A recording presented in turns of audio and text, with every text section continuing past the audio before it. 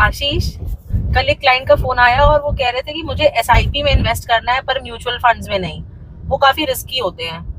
तो फिर ये क्या सवाल था, मैं समझी नहीं। अगर आप देखोगे ना तो इंडिया में जो सबसे पॉपुलर प्रोडक्ट है आज के टाइम पे वो एसआईपी है। तो लोग एसआईपी को कंफ्यूज हो जाते हैं प्रोडक्ट से। Normally SIP is a process जहां पर आप एक फिक्स अमाउंट इन्वेस्ट करते हो एक रेगुलर इंटरवल पे। और यहाँ लोग बात करते हैं कि मैं एसआईपी करना है, वो ये नहीं समझते कि एसआईपी करना कहाँ है। आपको म्यूचुअल फंड में करना है, लेकिन म्यूचुअल फंड में कहाँ करना है। 90% से ज्यादा लोग एसआईपी में पैसे नहीं बना पाएंगे क्योंकि वो एसआईपी को समझ कर नहीं, देख कर इन्वेस्ट करते हैं। और मेंटेलिटी होती है, कहीं भी चर्चा में शामिल हो गए, किसी ने एसआईपी की हुई है तो मेरे को भी एसआईपी करनी है। उनका पर्पस डिफाइन नहीं होता है, बिना एसेट लोकेशन या फाइनेंशियल प्लानिंग के वो एसआईपी कर देते हैं। अब मैं अगर 2000 से लेकर 2024 की बात करूं तो इस दौरान किसी ने भी एसआईपी की होती तो आपका जो एक्सपीरियंस है हमेशा आपका पोर्टफोलियो ग्रीन में दिखता आपको। लेकिन असली समस्या कहाँ पर है? 2024 के बाद मार्केट का असली स्वभाव पता चला है कि मार्केट खाली ऊपर नहीं जाती है, नीचे जाती है। लेकिन एक कहावत है, इंसान हो या मार्केट, जाना ऊपर ही है।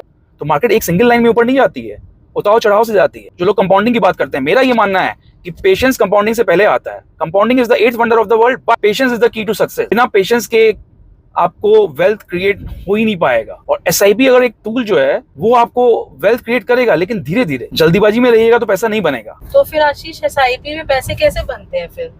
आपको अगर एसआईपी करना है ना तो सबसे पहले आपको शॉर्ट टर्म, मीडियम टर्म और लॉन्ग टर्म गोल डिफाइन करना पड़ेगा। उसके बाद अकॉर्डिंगली आप एसआईपी करेंगे। अगर आपके पास 1 साल का पैसा है तो कुछ नहीं करना है आपको। एक हाइब्रिड में कैटेगरी आती है, आर्बिट्राज फंड, या फिक्स इनकम में low duration fund, money market fund, overnight fund, liquid fund, यहाँ कर देना है आपको।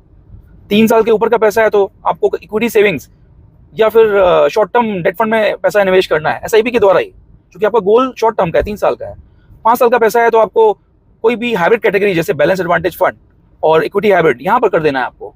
7 साल का पैसा है तो किसी भी लार्ज कैप में आप कर लीजिए, इंडेक्स में या एक्टिव के साइड, या आप फ्लेक्सी कैप भी पकड़ सकते हैं जो कि लार्ज कैप ओरिएंटेड हो। और 10 साल का ऊपर का पैसा है तो mid cap, small cap, multi cap में इन्वेस्टमेंट कीजिए। तो अपनी गोल के हिसाब से अगर इन्वेस्टमेंट करते हैं तो आपका एक्सपीरियंस हमेशा अच्छा रहेगा और लॉन्ग टर्म में आप पैसे बना पाएंगे। बट हाँ, यहाँ पर मैं इक्विटी की बात करूँ लॉन्ग टर्म के लिए तो आपको उतार चढ़ाव देखना पड़ेगा, क्योंकि average market fall minimum on an average 20% का होता है हर साल।